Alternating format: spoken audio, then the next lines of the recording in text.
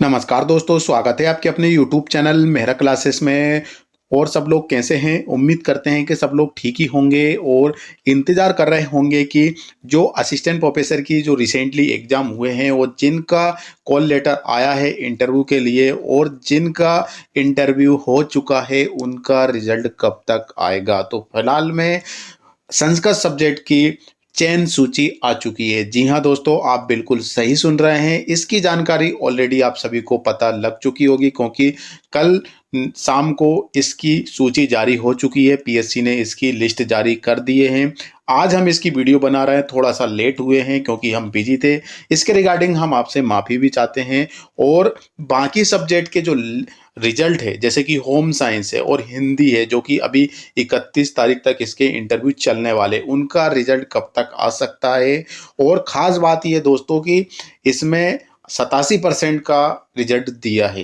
तो इन्होंने 13% का होल्ड क्यों किया? क्योंकि हाई कोर्ट का तो इस पर आदेश आ चुका है, मतलब 100% रिजल्ट जारी होगा। तो इसके रिगार्डिंग आज की वीडियो में हम बात करने वाले हैं। तो दोस्तों चलते हैं हम आगे की ओर। और आगे बढ़ने से पहले आप सभी से रिक्वेस्ट जरूर करना चाहेंगे, यदि आप हमारे चैनल पर नए हो तो चैनल को जरूर सब्सक्राइब करना। तो हम चलते हैं दोस्तों आगे। तो यहाँ पर हम देख सकते हैं दोस्तों कि मध्य प्रदेश लोक सेवा आयोग की ऑफिशियल जो नोटिफिकेशन है उस पर आपको लेकर आए हैं। और ये नोटिफिकेशन 28 जनवरी 2025 को जारी हुआ है, कल शाम को जारी हुआ था। और यहाँ पे जो लिस्ट अब आपको लेकर आए हैं, इसमें बताया गया है कि लिखित परीक्षा व साक्षात्कार में सम्मिलित मुख्य भाग 87% के अभ्यर्थी के अनुक्रमांक अनुसार प्राप्तांक सूची। तो मतलब कितने नंबर हमको मिले हुए है ना। यहाँ पे आप देख सकते हैं कि हमारा जो 800 नंबर का रिटर्न मतलब मेन एग्जाम था और 100 नंबर का आपका इंटरव्यू था। थर्ड में हम देखें तो अतिथि विद्वानों को मैक्सिमम 20 नंबर मिलने थे, जो कि उनके एक्सपीरियंस के अकॉर्डिंग है। और यहाँ पर कुल टोटल यहाँ पे देखें तो यहाँ पर कितने हो रहे हैं, यहाँ पर 920 नंबर हो रहा है। 920 कैसे हो रहा है? 800 नंबर का मेंस, 100 नंबर का इंटरव्यू मतलब 900 और 20 नंबर आपके मैक्सिमम जो कि गेस्ट फैकल्टी वाले को मिलते हैं। तो 920 यहाँ पर टोटल यहाँ पर देखें तो प्राप्तांक हो रहा है। अब यहाँ पे हम देखें दोस्तों कि यहाँ पर एसटी कैटेगरी में 388, जी हाँ दोस्तों 388 नंबर आ रहे हैं 800 में से, मतलब 50% से भी कम। और इनका यहाँ पे देखें तो इनका जो 100 में से 35 नंबर आ रहे हैं, ठीक है ना, इनके उसमें क्या नाम है इनका इंटरव्यू में से।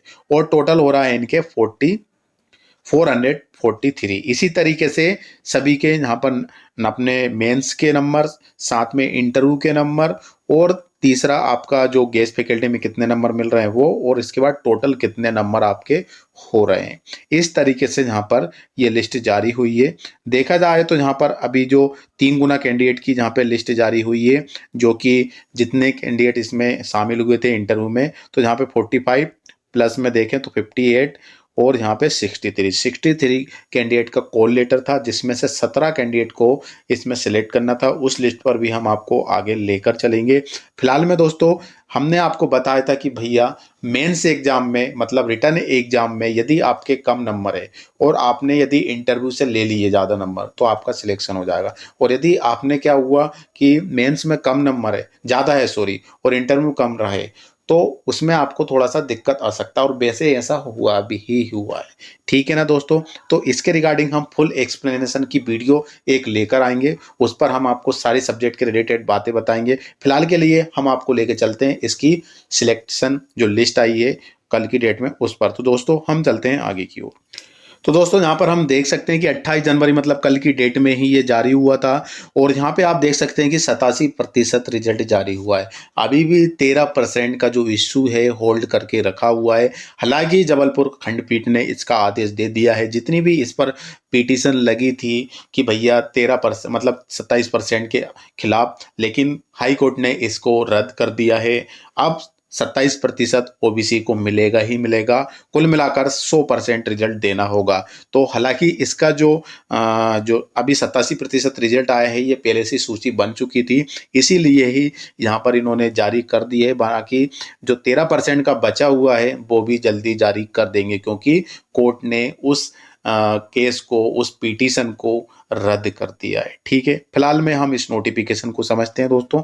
तो आयोग के विज्ञापन क्रमांक देश एवं समय समय पर जारी शुद्धि पत्रों सूचनाओं के संदर्भ में देश, तो 19/9/2024 को घोषित किया गया था। इसका जो लिखित परिणाम है वो 19/9/2024 को घोषित किया गया था और 9/6/2024 को इसका एग्जाम हुआ था। साक्षात्कार की डेट उन्होंने बताई थी ऑलरेडी ही 23 से लेकर 26/12/2024 तक। ठीक है, जिसकी जो चयन सूची है वो बिल्कुल आ चुकी है। यहाँ पे आप देख सकते हैं दोस्तों कि 17 कैंडिडेट को यहाँ पे सिलेक्ट किया। जी हाँ दोस्तों, 17 ही कैंडिडेट थे, जिसमें से 3 गुना कैंडिडेट और समान अंक वाले कैंडिडेट को इन बुलाया था कॉल लेटर में। तो टोटल यहाँ पे 63 कैंडिडेट को बुलाया था इंटरव्यू के लिए, जिसमें से सिलेक्ट किया है इन्होंने सिर्फ मात्र 17। क्यों? क्योंकि 17 ही पोस्ट थी। इसके 3 गुना कैंडिडेट कितने हो रहे हैं? 51 प्लस समान अंक। ठीक है ना। तो देखा जाए तो 3 गुना कैंडिडेट को यहाँ पे बुलाते तो 12 कैंडिडेट के जो थे 12 सेम नंबर थे, तो यहाँ पर 63 हो जाएंगे आपके। तो इतने कैंडिडेट को बुलाया था, जिसमें से सिलेक्ट किए हैं 17। कुछ कैंडिडेट ऐसे हैं जो पेंडिंग में है, देखा जाए तो वेटिंग लिस्ट में है ये। और वेटिंग लिस्ट में कितने कैंडिडेट है? 8 कैंडिडेट को इन्होंने शामिल किया है। यहाँ पे आप देख सकते हैं कि सभी यहाँ पर है, और जो कि यहाँ पर 6 नंबर पर हैं कपिल योगी, ये तो हम जानते ही है। और इनका फीडबैक भी लिया था हमने, जिनका जब इंटरव्यू हुआ था तब इनका फीडबैक भी लिया था। तो कपिल योगी भी यहाँ पर क्या है कि वेटिंग में है। सिर्फ एक सीट और होती तो इनका सिलेक्शन हो जाता, या फिर कुछ नंबर और होते तो इनका सिलेक्शन हो जाता, लेकिन अभी यहाँ पर वेटिंग में है। ओबीसी कैटेगरी से बिलोंग कर रहे हैं। यदि सामने वाला यदि ज्वाइनिंग नहीं करता है तो इनका चांसेस रहेंगे ज्वाइनिंग करने के। इसी तरीके से आप लोगों के भी यहाँ पे चांसेस रहेंगे। यदि अपनी कैटेगरी में कोई भी जिनका नाम है वह इसमें ज्वाइनिंग नहीं कर रहे हैं असिस्टेंट प्रोफेसर की, तो आपका चांसेस बन सकता है। ठीक है, लेकिन ऐसा बहुत कम चांसेस होता है, क्योंकि दोस्तों सब लोग काफ़ी समय से इंतज़ार कर रहे हैं, काफ़ी तैयारी कर रहे हैं। तो इसका हम सिलेक्शन क्यों नहीं लेंगे? बोले तो ज्वाइनिंग क्यों नहीं लेंगे, रिपोर्टिंग क्यों नहीं करेंगे? तो कुल मिलाकर कहे जाए तो बहुत मुश्किल है।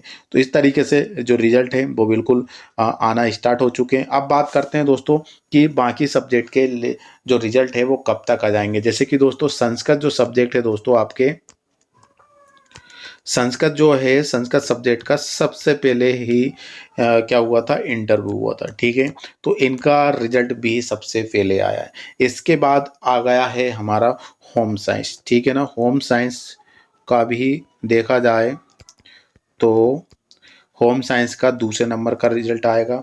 आप देख सकते हैं कि इनका जो इंटरव्यू थे 28 तक चले थे, 28 दिसंबर तक। ठीक है ना, इसके बाद जनवरी के मतलब 1 महीने के अंदर अंदर ये रिजल्ट आ चुके हैं। इसी तरीके से आपका रिजल्ट भी जाएगा। तीसरा नंबर हिंदी चल रहा है। जी हाँ दोस्तों, हिंदी 31 तारीख तक इनके इंटरव्यू चलेंगे। इनका भी 1 महीने के अंदर अंदर रिजल्ट आ जाएगा। तो सभी सब्जेक्ट के इसी तरीके से रिजल्ट आज आते रहेंगे, क्योंकि पहला संस्कृत का हो रहा है, फिर होम साइंस, फिर हिंदी, फिर हिस्ट्री, फिर इंग्लिश, जो जो आते जाएंगे सब्जेक्ट, उस हिसाब से जो फाइनल सिलेक्शन लिस्ट है उसी तरीके से लिस्ट आती रहेगी। मतलब लिस्ट जो फाइनल रिजल्ट है चयन सूची का वो आता रहेगा। इसी कंडीशन में हमें सीक्वेंस में आगे बढ़ना होगा। 1-1 महीने के अंतराल में सभी का जो रिजल्ट है आ जाएगा। अभी हम 13% और 87% इन पर एक वीडियो बनाने वाले हैं कि आगे जब ये रद्द हुआ तो कौन कौन सी वैकेंसी पर इसका प्रभाव पड़ने वाला है, कौन कौन से एग्जाम की डेट आगे बढ़ सकती है, और कौन कौन से एग्जाम के जो रिजल्ट रुके हुए हैं वो कब कब आ सकते हैं। तो फिलहाल के लिए उसके रिगार्डिंग आपको वेट करना होगा। और आप सभी से रिक्वेस्ट है कि आप हमारे चैनल पर नए हो तो चैनल को जरूर सब्सक्राइब कर लेना दोस्तों, क्योंकि लेटेस्ट अपडेट, जी हाँ दोस्तों, अभी थोड़ा सा हम डिले हो गए, थोड़ा सा बिजी थे, लेकिन लेटेस्ट से लेटेस्ट और फैक्चुअल कंडीशन, जो रियल कंडीशन है, थोड़े से पता करने के बाद और जो हमारे लॉजिक अनुसार हम आपको जो बताते हैं बिल्कुल होता ही होता है। क्योंकि हमने बताया था आपको, क्या बताया था कि भैया आपके मेंस में यदि नंबर कम है और इंटरव्यू में यदि आपका अच्छा गया तो बिल्कुल आप आगे जा सकते हैं।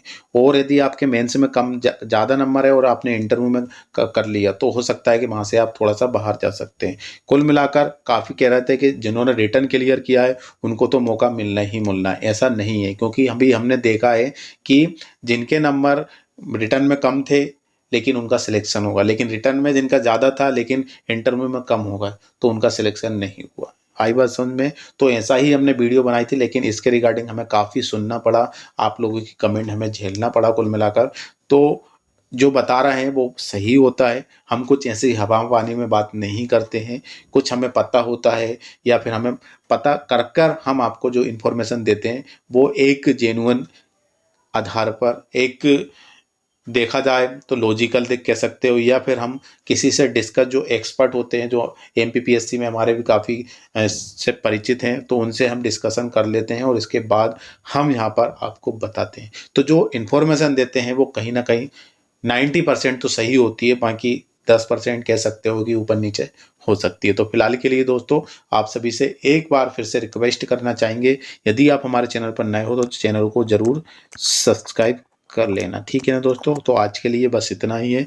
आप सभी का मेहरा क्लासेस की ओर से शुभकामनाएं, जिनका भी इसमें नाम में सूची में नाम आया है और जिनका नाम नहीं आया है, प्लीज़ डिमोटिवेट नहीं होना है, अपने आगे तैयारी करना है, जो वैकेंसी आ रही है उस पर फोकस करना है, आरपीएससी का एग्ज़ाम की तैयारी कीजिए और जो हो सके उसकी तैयारी आप कर सकते हैं।